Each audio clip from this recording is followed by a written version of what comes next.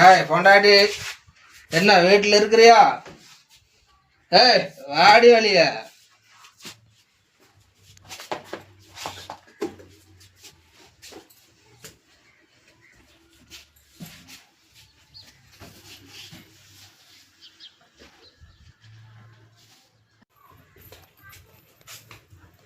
ஏயா அன்னாரும் இப்படி குடிச்சிட்டு வரிய? ஞாயிற்றுக்கிழமை அதுவுமா இப்படி குடிச்சிட்டு வந்து ஏயா இப்படி பண்ணிட்டு இருக்க? சொல்லுப்பா.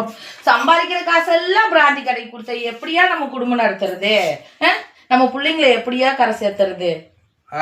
செல்லம், நான் மட்டுமா குடிக்கிறேன்? தமிழ்நாட்டில் அத்தனை விளைஞர்களும் குடிக்கிறாங்கடி.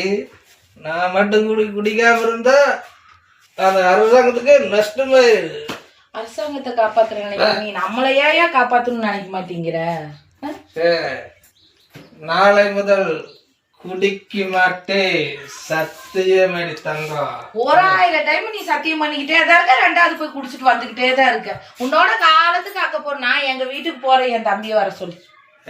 வீட்டுக்கு போனா எனக்கு சோறு யார் ரெடி ஆக்கி தருவா? பிராந்தி கடையில போய் சாப்பிடியா? அங்கதான் போய் சம்பாதிச்சு. பிராந்தி கடையில பிராந்தி மட்டும் தான் கொடுப்பாங்க, சோறாக்கி தரமாட்டாங்க. காசு கொடுத்தா அதெல்லாம் கொடுப்பாங்க. நீ அங்கேயே போய் சாப்பிட்டு அங்கேயே இரு. நான் என் தம்பி வர சொல்லி நான் கிளம்புறேன் எங்க வீட்டுக்கு.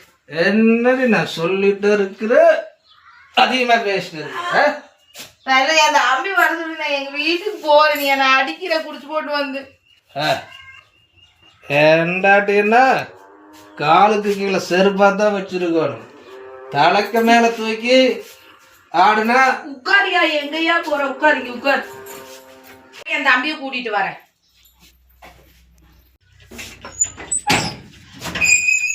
வாடா தம்பி, உன்னையதான் பாக்கலான்னு வீட்டுக்கு வந்திருந்த. நீயே வந்துட்ட. உங்க மாமாவோட கூத்த போய் பாரு. என்னாச்சு? போய் பாரு, நீயே கேளு அது என்னன்னு. ஏன் ஓடி பண்றீங்க? யாரு ஏன் ஓடி பண்றீங்க? இப்பதான் வந்தியா? இப்பதான் வந்தங்க. ஏன் மாமா குடிச்சு குட்டிச்சோரா போறீங்க?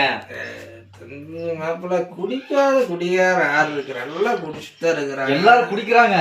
இப்படி இந்த அளவு குடிக்கலையா? டெய்லி குடிக்கிறீங்க. ஏதோ ஒரு நாள் குடிக்கலாம், டெய்லி குடிச்சா எப்படிங்க மாமா? அப்படி எப்படி மாப்பிள்ள? குடிக்கலன்னா அரசாங்கம் எப்படி பணம் போய் சேரு? ஆமா, அரசாங்கத்து பணம் எல்லாரும் தான் குடிக்கிறாங்க. இப்படி பண்ணிட்டு இருந்தா எப்படிங்க மாமா இப்படி பண்றது? குடிச்சு குடிச்சவரா போறீங்க, கிட்னி ஃபெயிலியர் ஆயிரும். உடன் பிறந்த சகோதரி, அதுதான் என் பொண்டாட்டி.